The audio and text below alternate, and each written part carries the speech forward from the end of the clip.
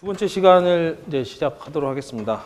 일단 보시니까 뭐 어렵지는 않다는 느낌은 있으시죠? 네. 이런 단어들이 처음 들어본 거라서 어색한데 뭐 외우는 방법 간단하잖아요. 이렇게 두세 번 계속 보시다 보면은 익숙해지니까 F는 뭐 파밍이니까 농가소득이고 E는 임대소득 관련된 거고 뭐 캐피탈, 뭐 금융소득 위치만 좀 잘 이해하시면 세네 번씩 계속 반복해서 보시면은 충분히 이런 것이 어디에 들어가냐 이렇게 뭐 묻는 그런 시험은 안 나오니까 걱정 안 하셔도 될 것 같습니다. 그래서 계속 보던 거 보면요. 4월 15일까지 우리가 미국은 4월 15일까지 이렇게 소득 신고를 해야 돼요. 소득 신고를 해야 되고 그리고 예정 납부세액이라고 해서 매년 4월 15일 날 정해진 날에 세금을 내면 국세청 입장에서는 좀 갑갑하거든요. 세금을 빨리빨리 좀 걷어야 되는데 매년 1년에 한 번씩 세금을 거두면은 이제 나라에서 일을 제대로 진행 못 하니까 미리미리 세금을 낼 수 있도록 유도를 해요. 그걸 예정 납부세액이라고 한국말로 하는데 보면 지금 8페이지 그 맨 위에 표하고 있어요. 예정 납부세액이라고 좀 1년에 5번 정도 그렇죠. 5번 정도 끊어가지고 미리미리 세금을 이렇게 뽑아내는 그런 작업들을 하죠. 한국도 마찬가지로. 그래서 개인소득세 같은 경우는 보면 예정납부세액이라고 있죠. 이 단어도 좀 익숙해지셔야 됩니다. Estimated Tax Payment라고 이걸 예정납부세액이라고 이제 영어에서는 이렇게 얘기해요. 한국도 마찬가지로 세금을 쪼갤 수가 있잖아요. 뭐 자동차세도 쪼개서 내고 지방세도 쪼개서 내고 이런 식으로 예. 네. 아 그런가요? 저희가 소제목 4번 보면 표 있죠? 7페이지 아니면 8페이지인데 예. 아 그런가요? 그 프린트물을 그럼 제가 가져갈게요. 저는 어제 걸로 갖고 와서 그래서 자꾸 쳐다보셨구나. 예. 이게 교재에서 프린트한 거고 이건 제가 준비한 교재로 나오기 전에 걸 갖고 온 거라서. 네, 알겠습니다. 자, 표가 어디 있죠? 10페이지인가요? 교재로 나온 형태로 보니까 제가 헷갈리네요, 이게. 저는 HWP 파일 원본으로 뽑아가지고, 이렇게 보니까 또 어색하네요. 됐습니다. 네, 10페이지 4번. 예. 10페이지 4번 보면은 표 아랫부분에 있잖아요. 예정 납부액이라고 하는 게 영어에서는 estimate가 측정된 뜻이에요. estimate가 측정하다는 뜻이에요. 측정된 세금, 과거에 측정된 세금을 납부했다. 그래서 낼 것을, 앞으로 내야 될 것을 미리 조금씩 낸다는 거예요. 올해 너는 이렇게 세금이 이렇게 책정됐는데 이걸 한꺼번에 내려면 국세청이 기다리기가 갑갑하니까 미리 좀 내면 안 되겠니? 그래서 예정 납부세액이라고 예정된 금액을 그냥 먼저 내겠다. 요 단어도 이 문제가 특히 많이 나와요. 예정 납부세액 나오니까 요거 좀 별표해 놓으시고 그래서 보시면 당해 4, 6, 9 다음에 1월 15일 있잖아요. 예를 들어서 2017년도 거를 이제 2018년도 4월 15일 날 이렇게 내야 되는데 아니면 그냥 2017년도 4월 15일 날 내든지 6월 15일 날 좀 더 내고 그다음 369가 아니라 469라고 보시면 되겠네요. 9월 15일 날 또 내고 아니면 2018년 1월 15일 날 이렇게 내고 그러니까 원래는 2018년 4월 15일 날 한꺼번에 내야 되는데 그러지 말고 작년에 2017년 걸 내니까 4월 15일 날 한 번 찔끔 내고 6월 15일 날 한 번 찔끔 내고 9월 15일 날 한 번 찔끔 내고 아니면 2018년도 1월 15일 날 찔끔 내고 나머지는 그냥 4월 15일 날 또 나머지 부분 내라. 한 번, 두 번, 세 번, 네 번, 5번에서 쪼개서 내잖아요. 문제가 어떻게 나오냐면 이제 문제도 정해져 있어요. 예정 납부세액을 내는 날짜는 언제인가? 보기 1번에 아닌 것은 언제인가? 보기 1번 2017년 4월 15일. 근데 틀린 걸 찾아라 하면 보통 뭐 7월 15일 이런 식으로 나와요. 틀린 걸 찾아야겠죠? 이런 거. 4, 6, 9 다음에 1월 15일. 예정 납부세액은 이렇게 돼 있거든요. 그러니까 예정 납부액을 내는 날짜가 4월, 6월, 그리고 그 다음 해에 1월. 뭐 A번 이렇게 나오고 B번 같은 경우는 4월, 7월, 9월, 뭐 다음에 1월 이렇게 나오고 보기 C 같은 거는 뭐 3월, 6월, 9월, 다음에 1월 이렇게 나오고 D 같은 경우는 뭐 4월, 6월, 9월, 다음에 4월, 15일 이런 식으로 나와요. 그러면 답이 당연히 A잖아요. 4, 6, 9, 다음에 1월 15일. 요렇게 문제가 나와요. 요렇게 문제가. 이거 말고 나오는 문제가 없어요. 요거는. 근데 요게 항상 단골로 나와요. 예정 납부세액을 내는 날짜는 언제인가? 그러면 2018년도 기준으로 하면은 이 전년도죠. 이게 당해 사업이라고 보면 되겠네요. 4월, 6월, 9월, 그 다음에 1월 15일. 이런 거 다 틀린 거죠. 이가 틀렸고, 이가 틀렸고, 또 얘가 틀렸고. 그러니까 369일이 아니라 469 1월 이렇게 별표 쳐놓으시고 요거 무조건 나오니까 요런 정도 수준의 문제가 나오니까 꼭 외우셔야 됩니다. 왜 외워야 되면 또 법인세는 또 달라요. 기간이. 법인세는 헷갈리게 나오니까 개인소득세는 4691 4월, 6월, 9월, 1월 이렇게 돼 있다. 요것만 좀 요건 외우셔야 됩니다. 이 문제는 무조건 나오니까. 법인세가 아마 369일인가 그럴 거예요. 아마 법인세는 헷갈리게 나오니까 그래서 4월, 6월, 9월 다음에 1월 15일이다. 그리고 정식으로 되는 거는 뭐 4월 15일 이렇게 하시면 됩니다. 그리고 밑에 보시면은 사업장 원천 징수액 같은 거 있잖아요. 그 W2라고 해요. 우리나라 원천 소득 징수액 그 원천 근로소득 징수 명세서 뭐 이렇게 부르잖아요. 직장에서 떼는 거. 그거는 미국에서는 W2라고 해요. 워킹 뭐 1, 2, 3, 2. 요건 뭐 시험에 나오진 않는데 기본적으로 그냥 W2가 원천 징수 내역서다. 이렇게 보시면 돼요. 근로자들 어디 소속된 근로자들 관련해서 나라에서 국민연금 떼고 건강보험 떼고 고용보험 떼고 이렇게 나서 이제 하는 거 있잖아요. 그걸 W2라고 한다. 우리나라 같은 경우는 보통 회사에서 다 연말정산 해주잖아요. 미국에서는 연말정산을 안 해줘요. 각각 개인이 다 해야 돼요. 그래서 회사에서 이걸 받아서 세무사한테 줘야 돼요. 우리나라도 원래는 회사에서 원천소득 명세서를 받아서 세무서에 직접 가서 자기가 연말정산을 해야 되는데 이제 한국은 그렇지 않고 그냥 회사에서 다 해주잖아요. 근데 그 과정을 미국에서는 개개인별로 해야 되니까 원천소득 근로명세서는 W2라고 한다. 이것만 알아두시면 됩니다. 실업보험료 같은 경우는 보시면 푸타라고 있죠. 이게 푸타 이것도 뭐 시험 문제 나오지 않는데 지문에 가끔 나와서 알아두실 필요가 있을 것 같아요. Federal Unemployment 뭐 이런 뜻이에요. 이렇게 연방 실업보험료, 예, 이런 푸타라고 부른다. 이렇게 그냥 일단 알고 넘어가시면 돼요. 푸타라고 됩니다. 그다음에 밑에 내려가시 보면 소득신고서 양식의 종류 있죠. W2 임금 및 상해금, 원천 납부 징수액 아까 봤고요.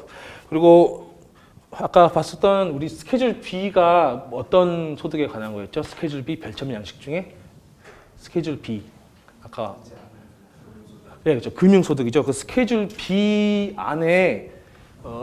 안에도 약간 또 소득 관련해서 이제 설명하는 게 있는데 밑에 보면 1099라고 하는 거 있잖아요. 요것도 별표를 좀 체크를 해두세요. 어렵지는 않아요. 근데 이게 스케줄 B에 디테일하게까지 보실 필요는 없고 스케줄 B가 이제 금융소득 관련된 그런 하는 건데 이 안에 양식으로 그냥 1099라고 하는 거 뭐 외우실 필요는 없어요. 한번 보고 그냥 눈에 익숙하시면 돼요. 1099라고 하는데 디비던드가 배당금이잖아요. 줄여서 DIV가 수입 배당금을 적는 곳입니다. 그리고 위치를 나타내는 거예요. 1099 DIV라고 부른다. 이렇게 나와요. 여기 문제 지문에 이런 식으로 나와요. 이게 답이다라고 나온 게 아니라 문제 중에 나는 1099 DIV로 2,000달러를 냈다. 뭐 요게 뭐 소득에 포함되냐 안 되냐 그런 지문을 읽기 위해서 필요한 거예요. 1040 안에 스케줄 B라고 하는 별첨 서식이는데 그 안에 어떤 체크할 수 있는 그런 구분할 수 있는 곳에 1099라고 하는 게 있어요. 그러면 디비던드라고 하는데 줄여서 DIV라고 하는 게 수입 배당금을 적는 곳 이렇게 이해하시면 됩니다. 그리고 밑에 1099 인트는 인터레스트겠죠? 이자 소득을 받을 때 1099 인트라고 하는 곳에다가 뭐 이자 소득 200달러입니다. 이렇게 적으면 된다는 거죠. 인터레스트, 이자 소득, 디비던드 잘라서 div int 이렇게 부릅니다. 스케줄 B에다 이렇게 넣는 거예요. 이제 지금 단어 같은 걸 좀 눈에 익숙하게 하기 위해서 하는 거니까요. 자, 그다음 장 11장 가면 개인 소득세에서 개인과 개인 사업자의 구분. 개인 소득 신고 시 일반 개인으로 신고할지 개인 사업체로 신고할지. 그냥 개인 사업자는 아까 뭐였죠? 스케줄 SE, 셀프 임플로이먼트. 개인 사업자는 셀프 임플로이먼트 하는 거고요. 이렇게 정해주면 된다. 뭐 공제여부가 달라진다. 이렇게 쭉쭉 일단 가시면 되고, 일반 개인으로서 이건 그냥 읽으시면 돼요. 집세 및 자가보험, 생명보험 지급료, 개인생활비, 이자비용, 자동차 수리비. 그러니까 자영업자들은 이런 데 사업하는 데 쓰는 돈이 공제를 받는다. 일반 근로자들은 뭐 이런 걸 공제받지 못한다. 이런 개념 정도니까 중요한 건 아니고 그냥 이런 게 있다. 자영업자들은 자영업에 쓰는 만큼 비용 공제가 된다. 이런 개념입니다. 그래서 자영업자, 자영업자 아닌 사람 구분한다. 이렇게 보면 되고요. 7번 당해 과세 연도에 영향을 미치는 나머지는 그냥 쭉쭉 읽어보시면서 넘어가면 되고 필요한 것만 제가 외우시라는 것 이런 것만 보시면 돼요. 당해 과세 연도에 영향을 미치는 관연도 조세 항목, 주정부 환급금, 최저한세, 소득 및 결손이용금 이런 것들이 있죠. 주정부 환급금 같은 경우는 우리는 주법을 보지는 않지만 주정부에서 낸 세금을 돌려주는 걸 이제 주정부 환급금이라고 하고요. 뒤에서 계속 나올 거고 최저한세라고 하는 거, 얼터너티브 미니멈 텍스라는 건 넌 최소한 이만큼은 무조건 세금을 내야 되라고 가이드라인을 정해줘요. 그걸 이제 최저한세라고 하는데 그것도 뒤에서 나올 거고요. 일단 이런 게 있다라고 보시면 돼요. 너는 무조건 이만큼은 최저한으로 세금을 내야 돼 하는 걸 최저한세라고 부른다. 그리고 소득 및 결손 이용금 이런 것도 뒤에서 쭉쭉 나올 겁니다. 아까 봤었던 8번 에스티메이티드 텍스 예정 납부액 요거 매달이었죠? 예정 납부액 날짜? 469 다음에 1월. 요건 시험 문제 나오니까 무조건 당해 4월달, 6월달, 9월달, 그 다음에 1월 15일 이렇게 네 번 나눠서 쪼갤 수 있다. 요건 꼭 무조건 나오니까 예정 납부액 계산 문제도 나오고 하니까 이따 한번 풀어볼게요.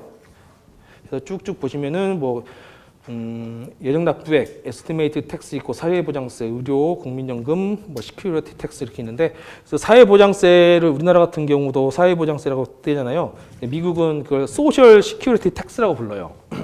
이것도 용어 개념 차원에서 문제 지문에 이런 게 나와서 문제를 읽으려면 이런 걸 봐야 되거든요. 우리나라 국민연금이라든지 의료보험이라든지 4대 보험 같은 거 있잖아요. 그걸 우리는 어떻게 부르는지 모르겠는데 미국에서는 이제 이걸 4대 보험 관련된 것을 사회보장연금이라고 해서 소셜 시큐리티 텍스 이것도 약자로 SST로 그냥 확 나와버리거든요. 그래서 SST라고 나오면 사회보장세금, 사회보장세, 의료보험, 국민연금, 그 다음에 고용보험, 실업보험 우리가 4대 내는 보험료 있잖아요. 그걸 말하는 거구나 이렇게 이해하시면 돼요. 국민연금, 의료보험, 건강보험, 고용보험, 실업보험 이런 거 내는 거 회사에서 딱딱 징수해 나가는 거 있잖아요. 그건 SST, 소셜 시큐리티 텍스라고 이렇게 부른다. 실업보험료는 아까 말씀드렸죠. 푸타라고 부르죠. 최저한세, 상속세, 증여세. 상속세는 제일 마지막에 배울 텐데요. 에스테이트 텍스라고 부르고 이건 상속세라고 부릅니다. 우리나라랑 미국이랑 좀 달라요. 우리나라는 상속을 받는 사람이 세금 내는데 미국은 상속을 주는 사람이 세금 내요. 그런 거 문제는 나오진 않지만 그냥 개념적으로 아시면 될 것 같아요. 우리는 상속을 받는 사람이 자손이 세금을 내는데 미국은 죽은 사람이 세금을 내고 죽어야 돼요. 그런 개념으로. 그래서 원래 우리나라 상속세는 우리나라도 이렇게 부르는데 원래 정확하게는 인헤리턴스 텍스라고 유산을 받는 사람이 내는 걸 인헤리턴스 텍스라고 하는데 우리가 잘못 부르고 있어요. 정확히 말하면 이 상속세가 죽은 사람의 재산에서 상속세를 떼는 걸 에스테이트 텍스라고 하고 받는 사람이 유가족이 세금 내는 상속세를 인헤리턴스 텍스라고 하는데 우리가 약간 헷갈려서 잘못 쓰고 있거든요. 어쨌거나 중요한 건 아닌데 상속세를 이렇게 부르고 증여세는 기프트, 선물을 준다라는 개념으로 그런 생각으로 기프트 텍스를 증여세라고 합니다. 증여세. 에스테이트 텍스를 상속세, 기프트 텍스를 증여세라고. 이 폼 양식을 좀 알아두셔야 되는데 이걸 706 이건 나중에 배울 거예요. 뒤에서 증여세를 709번, 상속세를 706번이라고 하는데 이건 헷갈리니까 머리가 땅속으로 들어간 사람은 죽은 사람이잖아요. 그래서 706 머리가 위에 있으니까 살아있는 사람, 증여는 살아있는 사람이 하는 거니까 나중에 제일 마지막에 나오는데 머리가 하늘에 있으니까 살아있으니까 증여세, 6번은 머리가 땅에 들어가 있으니까 죽었으니까 상속세, 706 709 문제 706번, 709번 나오니까 이거는 문제를 풀기 위해 차원에서 가볍게 좀 보셔야 됩니다. 외우고 싶죠? 땅속에 들어간 사람 상속세, 하늘을 향한 사람 증여세, 기프트 텍스를 하면 증여세구나, 에스테이트 텍스 하면 상속세구나 이렇게 이해하시면 돼요. 그리고 8번 받고 9번 해외 소득 신고라고 이렇게 나와 있는데 아니요, 해외 소득 신고 가볍게만 읽어볼게요. 미시민권자와 거주자 외국인은 원칙은 미국 내 모든 소득에 대해서 신고를 해야 된다. 반면 비거주자 외국인은 미국 내 발생하는 소득에 대해서만 신고 의무가 있다. 비거주자 외국인이 미시민권자 및 거주자 외국인과 같은 세금을 누리기 위해서는 결혼을 해야 된다. 미시민권자랑 거주자 외국인은 당연히 미국에서 발생한 소득이든 해외에서 발생한 소득이든 미국 사람처럼 취급하니까 당연히 내야 되고, 여행만 갔다 온 사람이 아르바이트해서 번 돈은 미국에서 번 돈은 무조건 세금을 낸다고 그런 건데 시험에는 나오지 않고요. 그냥 가볍게 이해하시면 돼요. 미국 사람은 미국에서 번 소득이나 프랑스에서 번 소득이나 똑같이 세금 내고, 거주자 외국인 오랫동안 미국에 체류한 사람도 미국에 번 돈이나 프랑스에서 번 돈이나 똑같이 세금 내고, 미국에 여행 온 사람은 잠깐 알바해서 번 돈만 세금 내고 남의 나라에서 번 돈은 세금 안 낸다 그런 건데 그냥 가볍게 읽으시면 되는 거예요. 그냥 시험에 나오지도 않고 그냥 기본 개념이니까. 해외 자산 신고 10번 F바라고 하는데요. 이것도 시험을 보면 보통 10번 시험 보면 한 번 나올까 말까 하는 건데 기본적인 것만 보시면 돼요. 미시민권자 또는 거주자 외국인의 경우 해외 금융자산을 $10,000 이상 보유하고 있다면 신고를 해야 된다. 이런 개념이에요. 그냥 $10,000 이상 보유하고 있으면 신고를 해야 된다. 금융자산이 $50,000, $75,000 이상일 경우는 8938을 작성해 제출해야 된다. 그냥 이런 게 있구나라고 한번 쓱 보고 가시면 됩니다. 요건 시험 문제 안 나오니까 얼마 이상이면 F바 신고를 해야 되냐 그런 문제는 안 나오고요. 문제는 안 나오고 그냥 이런 게 있다. 이런 식으로 하는구나. 금액이 대충 $50,000, 75,000 정도구나. 시험 볼 때 안 나오니까 그냥 이런 게 있구나 하고 아시면 돼요. 나중에 세무사로 활동하실 때 세법 같은 거 보시면서 F바라는 게 있었지 하면서 찾아보시면서 일을 하시면 되는 거니까 이건 이런 게 있다는 거 보면 아시면 되고요. 그리고 11번 미시민권자와 거주자 외국인은 1040, 비거주자는 1042. 이걸 안 적었구나. 1042는 비거주자 외국인. 183일 이하 체류한 사람은 비거주자 외국인이잖아요. 183일. 한국도 183일인가 모르겠는데 이것도 3년 기준이에요. 우리나라는 1년 기준인데 미국은 3년. 3년 동안 183일 이상 미국에 있으면은 거주자 외국인. 180 이하 3일 이하로 있으면 비거주자 외국인. 그래서 비거주자 외국인이면은 그냥 폼 넘버가 1042번이다. 그 외에는 1040, 1040이다. 그것도 문제는 안 나오는데 이런 게 있다라고 보시면 됩니다. 자, 그리고 쭉쭉 가보면 우리 약간 섭섭할 수도 있으니까 문제를 좀 풀어볼까요? 문제를 풀어보면서 자신감을 좀 얻어보고 이렇게 해보겠습니다. 두 문제 풀었잖아요. 두 문제. 3번부터 보면 되겠습니다. 생각보다 시간이 많지 않아서. 자, 3번 HH가 헤드 오브 하우스홀드잖아요. 누가 한 명 이혼했거나 어떤 사정이 있어서 혼자 가정을 이끌어가는 사람. 소년 가장, 소녀 가장 이런 개념으로 혼자서 그 가족을 이끌어가는 사람을 HH 헤드 오브 하우스홀드라고 합니다. 세대주 소득 신고 지위를 선택할 때 고려할 사항이 아닌 것은 답은 뒤에 D라고 나와 있는데 A, B, C는 맞다는 거잖아요. A가 an individual must file a separate return. separate가 그 부부 따로 이렇게 한다는 거잖아요. 부부 따로. 근데 HH는 혼자 있는 사람이니까 그 부부 별거용으로 이렇게 낼 필요가 없는 거죠. 그러니까 자기 걸 내면 되는 거죠. 세퍼레이트 리턴이라면 나는 부부인데 부부 따로따로 이렇게 신고할래 라는 그러니까 3번의 A가 must file separate return.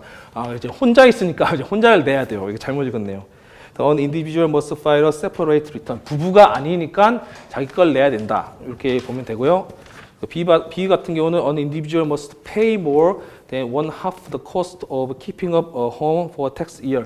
여기다 하나 적어주실게. 6개월 이상 생활비를 내야 된다는 조건이 있어요. 이 HH 조건 같은 경우는 6개월 이상 생활비, 요거 무조건 나오는 문제거든요. 6개월 이상 생활비를 대면 된다. 자격 조건이 된다.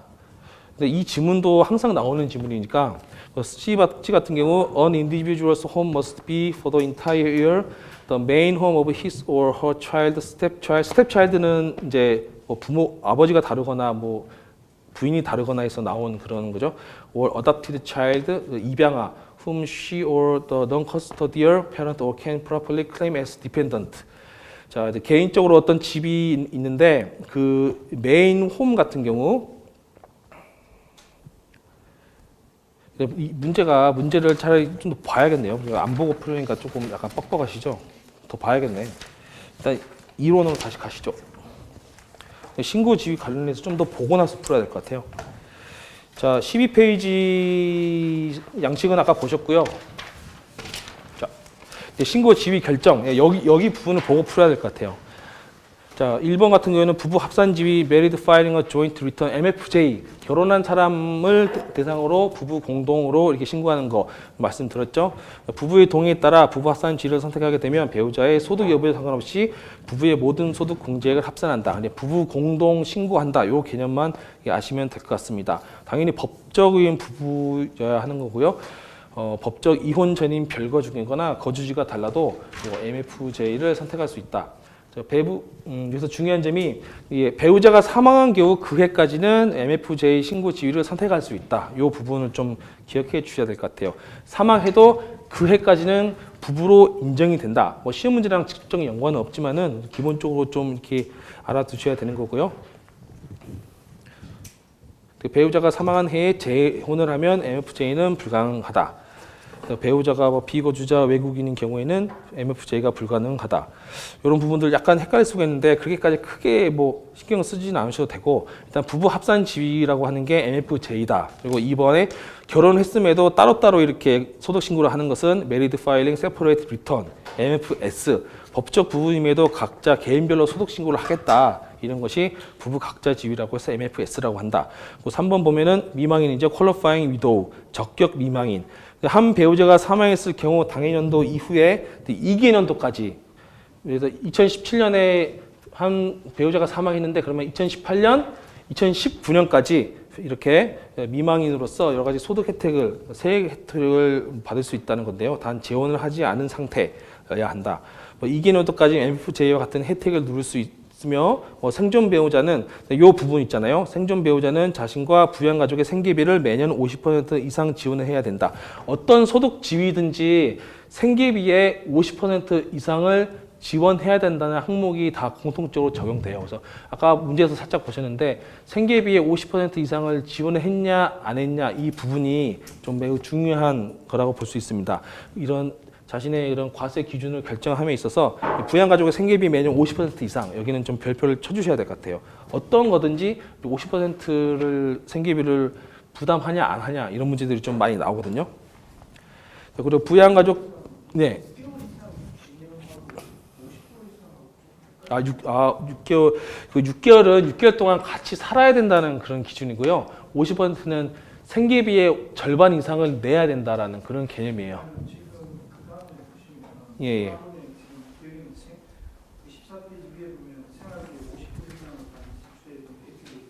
예.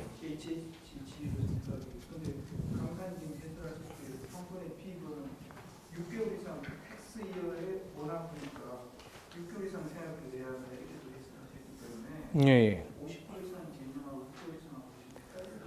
이게 뭐냐면 이게 6개월 이상 살아야 된다고 하는 것은 자기가 부양하는 가족들을 6개월 이상 같이 살아야 된다는 거예요.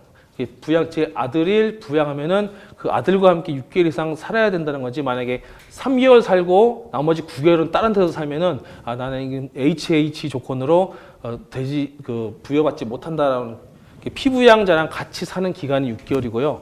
내가 피부양자를 먹여 살리는 생계비의 절반 이상을 내 돈으로 내야 된다. 그 개념이에요. 50%는 생계비의 50%를 내가 내야 되는 거고 그리고 6개월 이상이라고 하는 것은 내가 데리고 다니는 이 피부양자를 내 옆에 6개월 이상 같이 살아야 된다. 기간 테스트랑 소득 테스트인 거죠. 결국엔. 그런 개념으로 일단 이렇게 보시면 될 것 같아요. 6개월이랑 50%랑 그렇게 헷갈리실 건 없는 거죠. 50%는 생활비의 50%를 내가 내야 된다는 거고, 그 6개월은 이제 저한테 있는 피부양자를 내가 6개월 동안 같은 집 안에 6개월 이상 같이 살아야 된다라는 그런 개념인 것이죠. 예. HH는 지금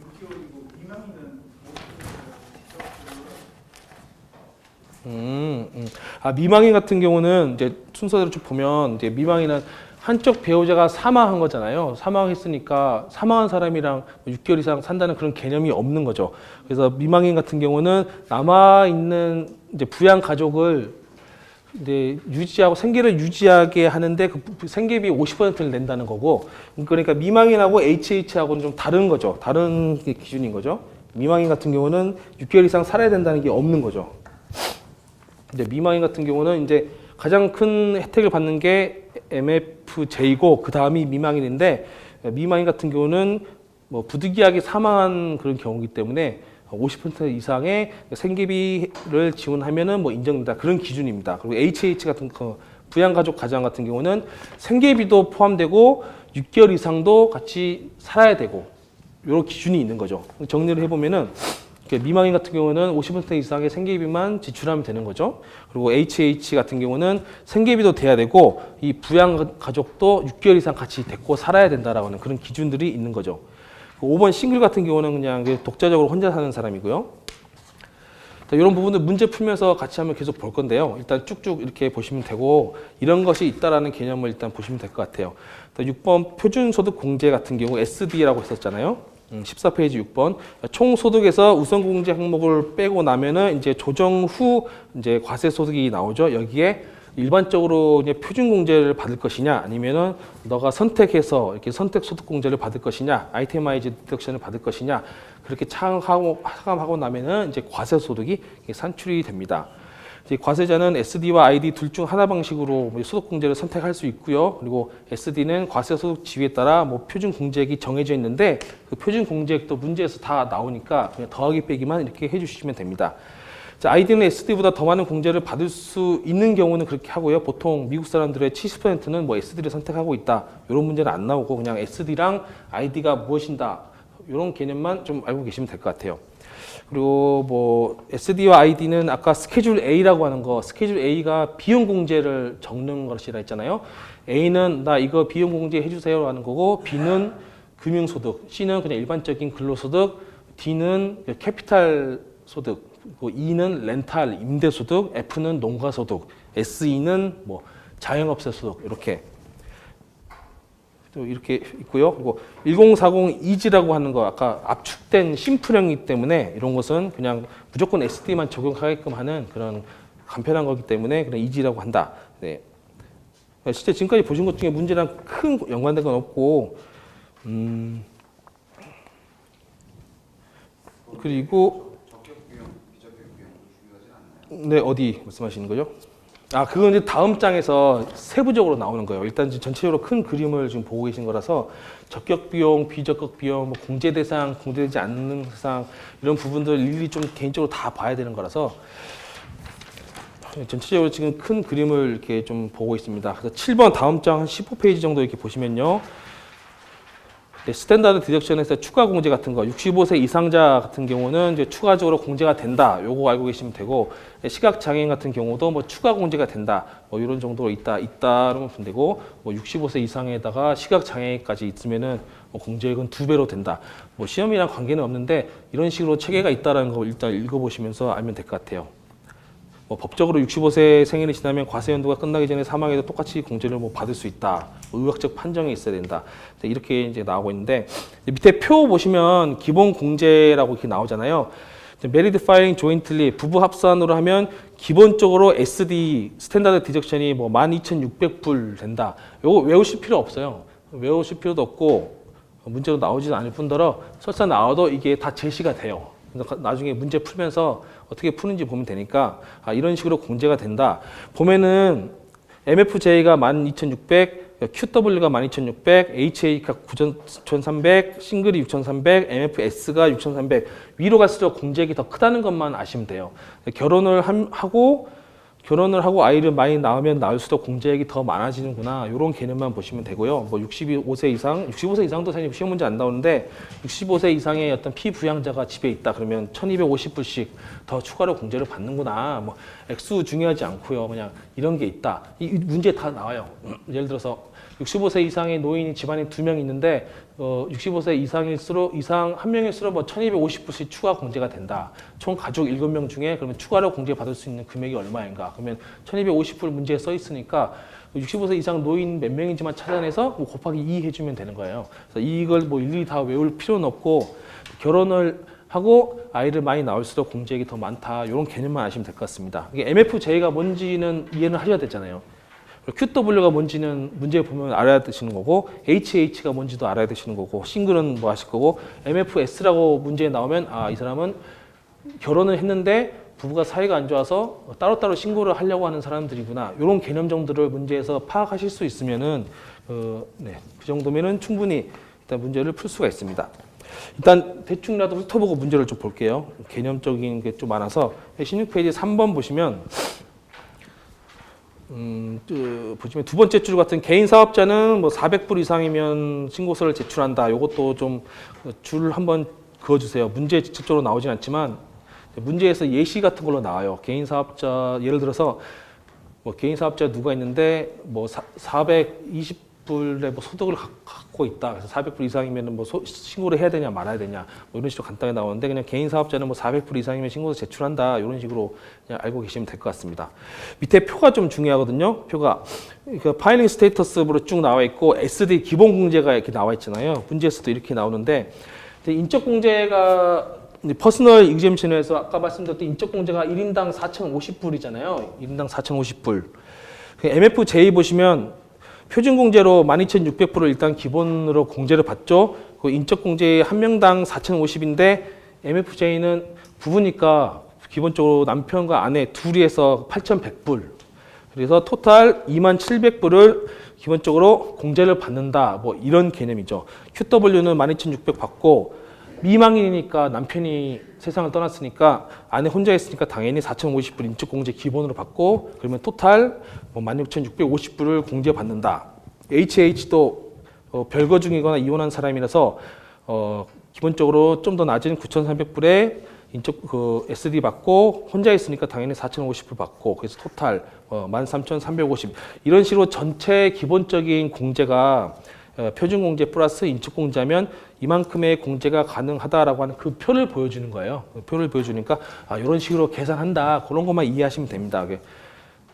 인적 공제가 그냥 4,050불 정도 된다는 거 뭐 이런 정도 아시면 되고 이런 식으로 공제액을 계산합니다라고 하는 그 가세표를 보여주는 거예요.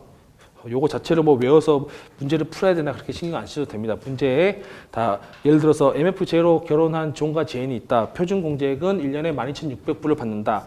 그중에서 부양 가족은 3명인데 그러면 전체 공제액은 얼마인가? 그럼 문제에 나와 있는 SD 금액 12,600 더하기 가족이 5명이니까 뭐 4,500 곱하기 5 그 금액 더해주면 돼요. 그렇게 되어 있어요. 문제에서도 1인당 인적 공제액은 4,050불이다 이렇게 나오거든요. 그래서 이런 식으로 계산되고 된다는 그 시스템을 눈에 좀 익히시면 돼요.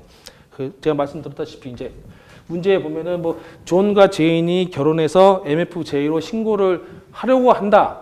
근데 그 신고를 했을 때 MFJ의 SD 금액은 뭐 예를 들어서 14,400불까지 가능하다. 인적 공제는 뭐 4,050불인데 가족은 부부 포함해서 총 6명이다. 그러면 전체 공제액은 얼마인가? 하면 4,050 곱하기 6하고 이거 더해주시면 돼요. 이렇게 하면 답이 나오겠죠? 이런 식으로 계산하는 거라서 요 자체 산식이라든지 금액 같은 걸 다 외우실 필요가 없다는 거죠. 이런 식으로 그냥 계산된다는 구조를 알고 문제에 나와 있는 그것들을 더해주면 되는 거니까 이게 복잡하게 생각하실 필요가 없습니다. 문제 풀면서 뭐 계산을 할 건데요. 65세 이상은 뭐 추가 공제가 가능하다. 뭐 당연히 그러겠죠. 이렇게 알고 넘어가시면 됩니다. 2번 보면 납부 기한을 듀데이트라고 불러요. 듀데이트. 4월 15일까지 내라 이걸 듀데이트 April 15 뭐 이런 식으로 얘기하거든요. 듀데이트라는 말이 나오면 그냥 납부 기한이다 이렇게 생각하시면 되고 개인 소득세는 말씀드렸다시피 다음에 4월 15일 이렇게 하죠.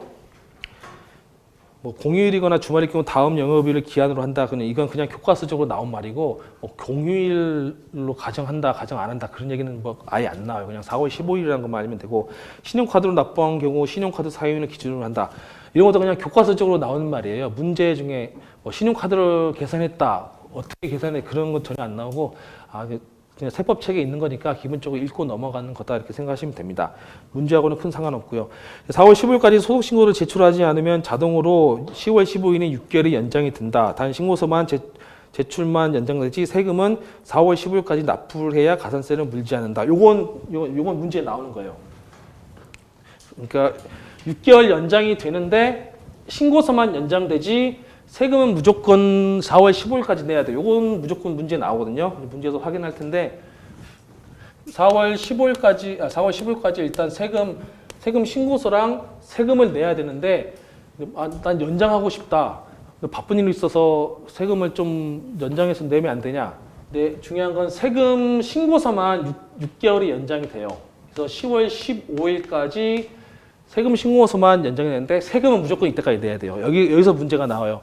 세금 납부도 6개월이 연장되는가 안 되는가 이 문제가 나오거든요. 이 문제도 항상 나오는 문제예요. 그래서 4월 15일까지 기본적으로 듀데이트이긴 하지만은 세금 신고서 제출만 6개월 연장돼서 10월 15일까지 내야 되는데 중요한 건 세금은 반드시 4월 15일까지 내야 된다. 문제에서 보면은 세금 납부도 6개월 연장된다라는 보기로 나오거든요. 항상. 근데 그건 틀린 지문으로 확인을 하셔야 돼서 세금은 무조건 4월 15일, 세금 신고서는 10월 15일까지 신고서만 연장된다. 이렇게 보고 폼 넘버가 4868이라고 나오잖아요. 폼 넘버가 4868. 폼 넘버까지 나오지 않는데 그냥 4868이라고 하는 양식을 낸다라는 것도 문제에 같이 나오거든요. 그래서 문제가 예를 들어서 A가 세금 신고서만 연장된다. B가 세금 신고서와 세금 납부도 같이 연장된다. C 세금 납부만 연장되고 신고서는 4월 15일까지 내야 된다. D 아니면 아무것도 연장되지 않는다. 이런 식으로 나와요. 그러면 답은 당연히 A겠죠. 세금 신고서만 연장이 되고 세금 납부는 무조건 4월 15일까지 내야 된다. 돈은 낼 건 무조건 내고 세금 신고서만 나중에 연장해 줄게. 그런 식으로 하는 문제가 나오거든요. 이게 간단한 문제죠. 네, 그런 식으로 나오기 때문에 이 부분은 문제에 반드시 나온다고 좀 체크를 해주시면 될 것 같아요. 약간 부가적으로 군인들 같은 경우는 세금 4868이라고 하는 연장 신고서를 내지 않아도 2개월 연장된 6월 15일까지 자동으로 연장되는데 6월 15일 안에 4868을 폼 넘버를 제출하면 나머지 4개월 연장된 10월 15일이 납부인 기한이 된다. 그래도 세금은 반드시 4월 15일까지 납부해야 가산세를 물지 않는다. 이런 추가적인 내용도 있긴 한데 문제 나오는 건 항상 일반 납세자 대상으로 나오는 거예요. 그래서 세금은 무조건 4월 15일까지 내시고 개인 소득세 신고서만 6개월 연장된다. 이건 단골 문제로 나오는 거니까 아까 말씀드렸던 예정납부세액 4, 6, 9, 1월 그거랑 얘는 항상 나와요. 항상 나오니까 체크를 해 두시면 될 것 같습니다. 조금 더 밑에 중요한 것만 좀 보면 비거주자 외국인 이거는 1040 NR 이거는 Non-Residential Alien의 그 NR이에요. Non-Residential Alien의 NR. 그냥 비거주자 외국인은 똑같은 1040이라도 그냥 1040 NR이라는 건 내는구나. 이렇게 개념 정도 좀 보시면 될 것 같아요. 밑에 원청지수가 이루어지지 않는다면 6월 10일 납부 기한이다. 원청지수가 이루어지면 4월 15일이다. 요런 그냥 한번 쭉 읽고 이렇게 하는구나. 이렇게 보시면 됩니다. 자, 미납 가산세, 에디셔널 텍스. 4월 15일까지 납세하지 않으면 그날 이후부터 최소 5%에서 20%까지 가산세가 붙게 된다. 이것도 시험에 안 나오고요. 그냥 그 신고서를 제때 안 내고 세금 안 내면 미납 가산세라는 건 내는구나 이렇게 보시면 돼요. 몇 %까지 세금을 내야 되냐, 언제까지 세금 가산세를 내야 되냐 이런 개념은 우리나라 시험에서는 매우 중요한 문제인데 미국 시험에서는 이건 전혀 안 나오거든요. 이런 거 그냥 세법 보고 실무적으로 하면 되는 문제지 굳이 문제를 만들어서 이렇게 당락을 결정하냐 그런 시험이 아니라서 그냥 최소 5%에서 25%까지 벌금을 내야 되는구나 그렇게 보시면 됩니다. 저도 이런 문제 본 적도 없고 나오지도 않아요. 그냥 가산세를 내는데 대충 이 정도 내는구나 이렇게 넘어가시면 됩니다. 납세 증명서 보관 납세 증명서는 최소 4년간 보관해야 된다. 4년 정도 이렇게 기억하시면 되고요. EIN이 사업자 번호로 9자리 그냥 이런 게 있다 하면 쭉 읽으시면 돼요. E-파일링이라고 해서 전자 납부할 수 있다. 당연히 당연한 얘기고 그 위에 IP핀을 부여받는다. 중요한 거 아니에요. 그냥 이런 식으로 되고 있다 보면 되고 폼 1040 이지는 말 그대로 간편한 소득 신고서죠. 너무 간편하기 때문에 아무것도 하지 않고 그냥 SD 공제만 받을 수 있다. 그리고 근로소득 장려세액 공제만 받을 수 있다. 근로소득 장려세액 공제 같은 나중에 뒤에 나오는데 저소득층을 근로를 시키기 위해서 세액 공제를 해주는 그런 프로그램이에요. 근데 EIC는 좀 중요하긴 한데 그건 나중에 뒤에 나오는 거니까 근로소득 장려세액 공제 EIC라고 하는 게 있구나. 저소득층 사람들을 좀 근로를 할 수 있도록 이렇게 해서 세액 공제를 시켜주는 그런 프로그램이 있다 보시면 됩니다. 6번에 1인당 4050 이건 좀 기억을 해주시면 되고요. 1인당 4,050불씩 인적 공제를 받는구나. 이 개념을 알고 계셔야 그래야 문제에서 뭐 인적공제가 4,050달러인데 가족 중에 뭐 인적공제 대상 아닌 사람에서 7명 중에 한 4명이 된다는 걸 알아야 거기다 4,050을 곱하거든요. 그래서 어차피 사람이 가족 중에 인적공제가 되는지 안 되는지 그걸 구분하는 게 중요한 거지 액수가 중요한 건 아니에요. 액수는 문제가 나와요. 그래서 누가 인적공제 대상이 되는지 안 되는지 그걸 구분하는 것만 중요하기 때문에 모든 액수라든지 그런 걸 외울 필요가 없어요. 여러 번 보시면서 이것도 자연스럽게 그냥 습득되는 거라서 뭐 외울 필요까지는 없다. 이렇게 배우자 공제라고 하는 것도 있고요. 그래서 MFJS로 신고하면 MFS가 이제 부부지만 따로따로 하는 거니까 당연히 배우자 공제는 받지 못하고 MFJ로 신고할 경우 뭐 이혼하거나 법적 별거인 상태면 뭐 당연히 배우자 공제를 받지 못하죠. 이혼했는데 뭐 배우자 공제를 어떻게 받을 수가 없잖아요. 그래서 상식적인 이야기로 이렇게 쭉 보시면 됩니다. 부양가족은 디펜던트라고 이렇게 부르고요. 적격 자녀 같은 경우 부양가족으로 뭐 인정받기 위해서 이렇게 쭉 나와 있는 그런 건데 뭐 여러 가지 테스트를 한다 그런 내용 있잖아요. 부양가족의 이제 밑에 있는 부분 중에 6개월이랑 50%라고 하는 게 나오잖아요. 부양가족을 자기가 데리고 있다라고 하는 그런 시간적인 개념을 증명을 할 때는 6개월이에요. 6개월. 6개월 이상 같이 데리고 살아야 된다. 그리고 이 사람을 먹여 살리는 생계비는 50% 이상 내가 지불해야 된다. 이런 개념이 있어야 나의 피부양자로 인정을 받는 겁니다. 그래서 문제에서 보통 예를 들어서 나는 3개월 동안 피부양자를 같이 데리고 있었다.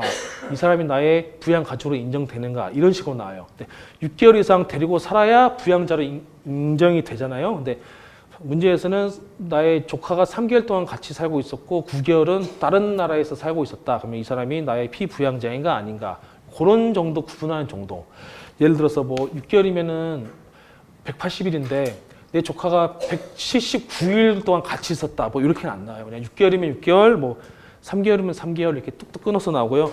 부양가족의 생계비를 뭐 20% 정도 내가 지급했다. 그러면 내 피부양자로 인정할 수 있는가 없는가 이런 식으로 나와요. 그러면 6개월과 50% 이상이다. 요것만 딱 기억하시면 되는 거겠죠?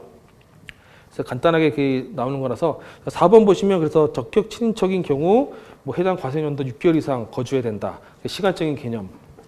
그리고 1인당 인적공제 비용이 4,050불 아까 봤었던 그런 내용이고요. 다른 부분들은 사실 시험이랑 그렇게 큰 상관이 없는데 그래서 여기까지만 보고 아까 봤던 문제를 좀 볼게요. 교재를 보면 되게 어려워 보이고 그러잖아요. 근데 실제로 시험하고 상관 있는 거 그렇게 많지가 않아요. 3번이었죠, 3번. 1번, 2번은 풀었었고요. 3번 남은 시간 좀 문제를 좀 풀어보겠습니다.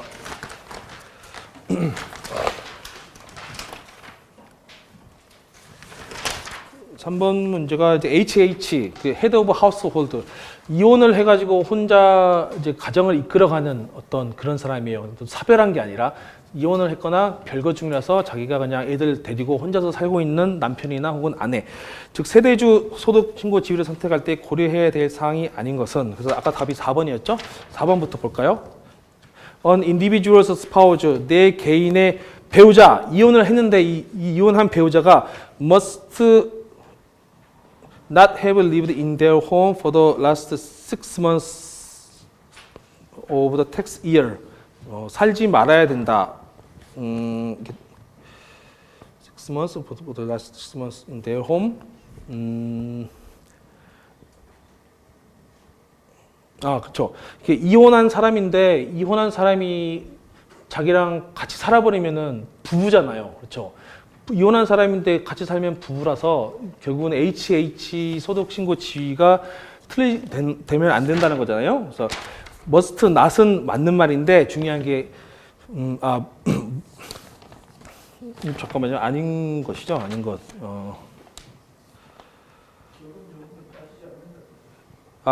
이게 얘는 잘못된 거고 잠깐만요. 여기서 제가 뭐라 적어놨는데 잠깐만요. 6개월 이상.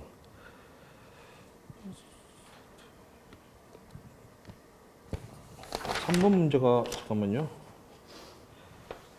고려해야 될 사항이 아닌 게 아니라 고려해야 될 사항인데 잘못 나온 것 같은데. 또 A번부터 볼게요. 이게 헷갈리네. 그래서 HH 같은 경우에 A번 같은 경우는 An individual must file a separate return. 그 이혼을 한 사람이니까 당연히 분리돼서 소득 신고를 해야 된다.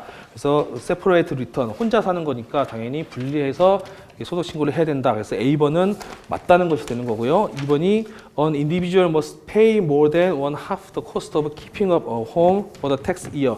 여기서 이제 6개월 이상이 아니죠. 원 하프니까 50% 이상 생계비를 지불해야 된다. 아까 그 50% 이상 생계비가 여기에요. pay more than one half, 50% 이상, more than one half, 50% 이상 cost of keeping up, 생계비의 50% 이상을 지불해야 HH 소득 지위를 인정받는다. 근데 굳이 HH 말고도 다른 것도 다 똑같이 적용되는 거니까 아까 말씀드렸던 50% 이상의 기준이 바로 이걸 말하는 거예요. 뭐가 됐든 간에 생계비라는 이야기가 나오면 무조건 50% 이상 생계비를 내가 돈을 내야 그 소득 지위를 인정을 받는다는 그런 뜻입니다. 그래서 항상 50%냐 아니면 뭐 20%냐 아니면 50% 이상이냐 뭐 30%냐 이런 식으로 딱딱 끊어서 나오니까 생계비의 몇 퍼센트를 지불했냐라고 하는 그런 지문이 나오면 무조건 50% 이상이면 맞고 50% 이상이 아니면 틀렸다 이렇게 보시면 됩니다. 그래서 B도 맞다는 거죠. 이게 답이 아니라는 거죠. 이제 고려해야 할 사항이 아닌 것을 고르니까 1번은 분리해서 소득 신고를 해야 된다. 세퍼레이트 리턴 이거는 고려해야 될 사항이 맞다는 거고 2번도 50% 이상 생계비를 냈으니까 이것도 고려해야 될 사항이 맞다는 거고 C. An individual's home must be for the entire year the main home of his or her child, stepchild or adopted child whom he or the non-custodial parents can properly claim as dependent. 자기의 부양 가족을 이제 데리고 있는데 일단 그 사람의 아이들 그리고 stepchild 이게 전 부인의 아들이든 뭐 전 남편의 아들이든 미국은 그게 상관이 없어요. 입양을 했든 이혼한 사람의 자녀든 이혼한 사람의 부모든 아니면 수양가족이든 뭐 수양가족이라고 해가지고 그러니까 아동 홀톨 같은 데서 남의 아이들을 제가 데려다가 키우는 그런 사람들 있잖아요.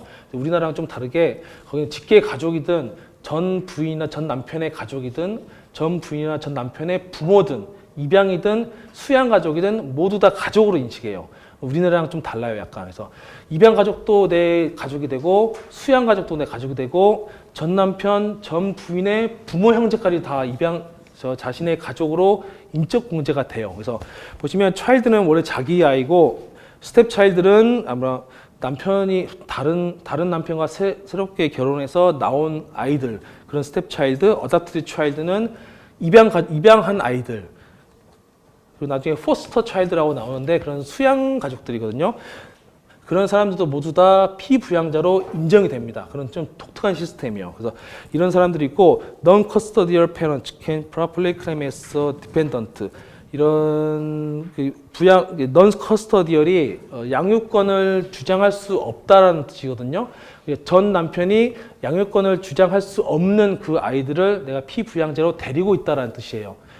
만약에 커스터디얼 페런츠라고 하면 전 남편이 양육권을 주장해서 내 피부양자로 데리고 갈 수 있다는 그런 뜻이거든요. 그래서 양육권을 그 누구도 터치할 수 없는 그런 양육권을 그 누구도 터치할 수 없는 그런 피부양자들을 데리고 내가 데리고 있다라고 하는 그런 개념으로서 이제 보는 건데, 그때 C도 그런 것도 고려하는 대상이 맞다라는 뜻이에요. 그래서 여기서 묻는 게 전 부인이라든지 입양 가족이라든지 아니면 전 부인이나 남편의 어떤 가족들도 피부양자가 되느냐 마느냐 그걸 이제 묻는 게 바로 C번이거든요. 그래서 아이들도 그렇고 수양 가족, 부양 가족 그 어떤 가족들도 전 남편, 전 부인의 부모까지 다 이렇게 피부양자로 다 인정이 된다. 그런 부분에서 C도 뭐 답은 아니죠. 고려해야 될 사항은 맞다 이런 겁니다. D번이 왜 틀려나면은 보니까 individuals spouse must not have lived in their home for 6 months 이렇게 나오는데 6 months를 묻는 게 아니라 그 배우자가 이혼한 배우자가 이 집에 와서 사느냐 마느냐 지켜보는 그런 기준은 없다는 뜻이에요. 그러니까 이혼한 배우자랑 6개월 이상 살았냐 안 살았냐 그걸 묻는 게 아니라 배우자 너 HH로 이혼해서 이렇게 소득 지위를 신청했는데 진짜 이혼한 거 맞아? 배우자가 몰래 와서 살고 있는 거 아니야? 요걸 지켜보는 기준은 없다라는 뜻이에요. 그러니까 말도 안 되는 기준을 했다는 그런 거죠.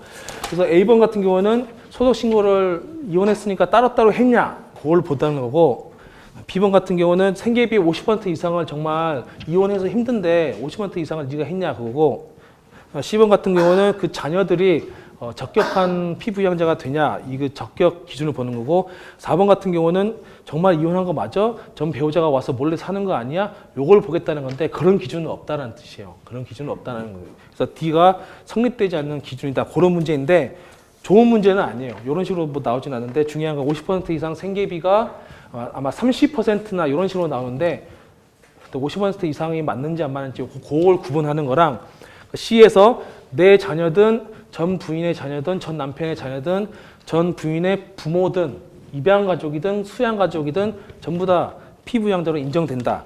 그런 개념만 좀 갖고 계시면 될 것 같아요. 4번 좀 빨리 볼게요. 작가 소피는 이제 아이를 낳지 않은 부부죠. 올해 내내 떨어져 지냈습니다. 과세 소득 신고일은 12월 32일. 결국 별거를 선택했다. 결혼했고 아이도 낳지 않았는데 부부죠. 근데 별거를 선택했죠. 근데 올해 이들이 선택할 수 있는 지위는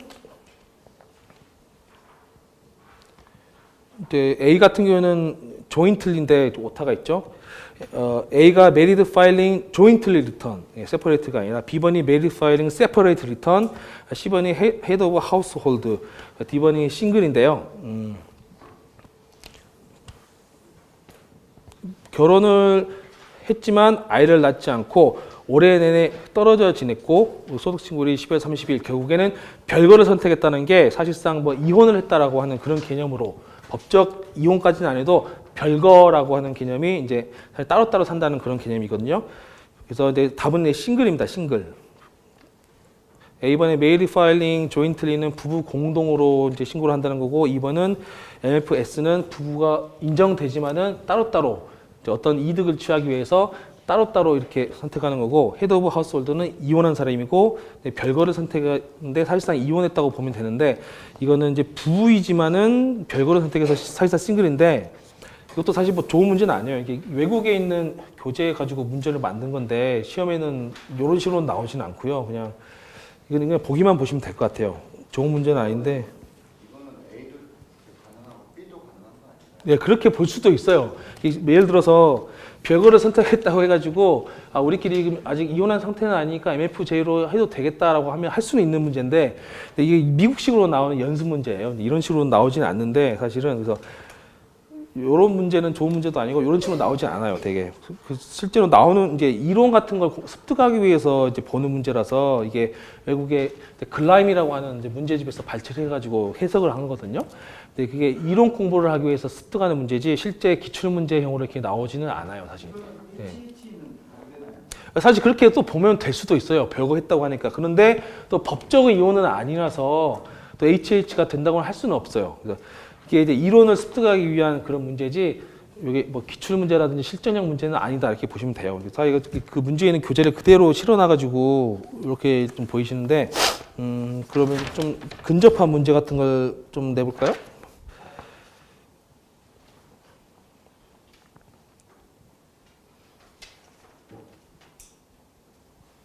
아, 7번 같은 거 한번 봐보세요. 7번 같은 거. 요런 식으로 이제 나오고, 37살의 잭인데 부인이 사망했죠. 사망했으면은 QW가 되잖아요. 그렇죠. 근데 이런 식으로 이제 문제가 나와요. 근데 사망했다. 근데 잭은 재혼하지 않았다. 재혼하지 않았으면 QW면은 그 해까지는 부부 공동으로 인정이 되죠. 근데 그의 전 배우자는 소득이 없었고, 그 2명의 아이를 양육하고 있었고, 잭은 전 부인과 아이들을 위한 생계비를 모두 지불했다. 100% 지불했다니까 50% 이상 지불했다는 거고, 잭이 선택할 수 있는 최저 세율의 소득 지위, 그러니까 잭이 가장 많은 혜택을 받을 수 있는 소득 신고 지위는 무엇인가, 이걸 묻는 거잖아요. QW라고 보통 이렇게 생각하는데, 그 해까지는, 사망해도 그 해까지는 MFJ로 인정해 준다라고 하는 아까 그 구절을 봤잖아요. 그래서 QW로 하지 말고 MFJ로 해라. 재혼하지 않았으니까. 네, 그래서 답은 이렇게 D가 되는 거죠. Married Filing Jointly. QW가 되지만은 그 해까지는 한쪽이 사망해도 MFJ로 해줄게. 이런 식으로 해서 이제 이런 식으로 문제가 나와요. 이런 식으로.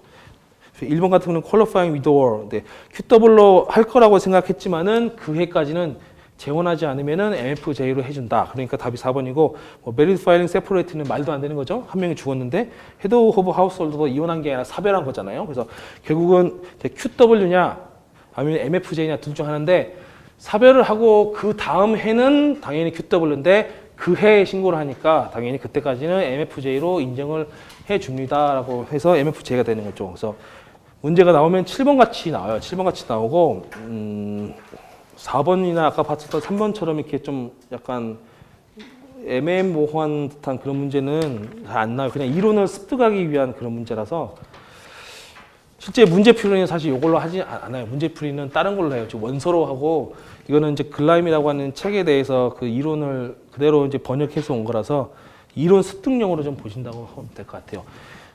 실제로 나오는 문제는 한 7번 정도 수준 그런 정도 문제가 나온다. 네, 이렇게 보시면 될 것 같습니다. 7번 정도면은 그렇게 크게 어렵지 않죠. 한번 9번도 한번 볼까요? 과세자는 HH 과세소득 시 지위신고서를 내려고 한다. 다음 중에 같은 집에 거주하지 않아도 되는 사람. 우리가 이거 안 본 건데 부모는 거주하지 않아도 돼요. 6개월 이상. 부모는 6개월 이상 거주한다는 거 상관없이 어디 살아도 되는데 나머지 가족은 무조건 6개월 이상 같이 살아야 돼요. 그러면 A, daughter, 딸이니까 6개월 이상 살아야 돼. 2번, B번, mother, 엄마. 엄마는 딴 데 살아도 돼요. C번, uncle, 삼촌도 부모가 아니죠. 4번, sister or brother, 형제 자매도 부모 아니죠. 그러니까 무조건 나머지는 다 6개월 이상 살았는지 안 살았는지 국세청에다가 보고를 해야 되는데 직계가족인 부모는 안 살아도 된다는 점, 그런 점들이 아까 있었는데 못 보고 지나간 것 같아요. 7번, 9번 정도 수준으로 문제가 나와요. 네, 어렵지 않죠. 그래서 부모만 같이 안 살고 나머지는 6개월 이상 살아야 된다는 그런 기준을 충족해야 된다라고 하는 점만 알면 7번, 9번 정도로 이런 정도로 문제가 나오니까 맞추는 건 어렵지 않아요. 네, 그래서 나머지 문제도 좀 풀긴 풀어볼 텐데 솔직히 말씀드리면 이제 미국 사람들이 공부하는 식으로 만든 문제라서 이제 우리가 보면 좀 엉뚱한 듯한 그런 게 있잖아요. 이게 영어를 한글로 번역하니까 우리가 보기엔 엉뚱한데 영어 원서를 보면은 미국 사람들은 뭐 당연하게 이해하는 그런 문맥상의 약간 이해하기 어려운 것들이 우리한테는 있어요. 그래서 이론을 습득하는 용도로 이걸 좀 보긴 할 거고 개인적으로 필요하시면 저랑 같이 실전 문제를 다음 주부터 제가 풀어드릴게요. 실제 나오는 기출형 문제의 모음집으로 이제 풀면은 될 것 같고요. 7번, 9번 정도 수준으로 문제가 나오니까 크게 어렵지는 않으시겠다. 이렇게 보면 될 것 같습니다. 일단은 녹화는 여기까지 할게요. 네, 수고하셨습니다.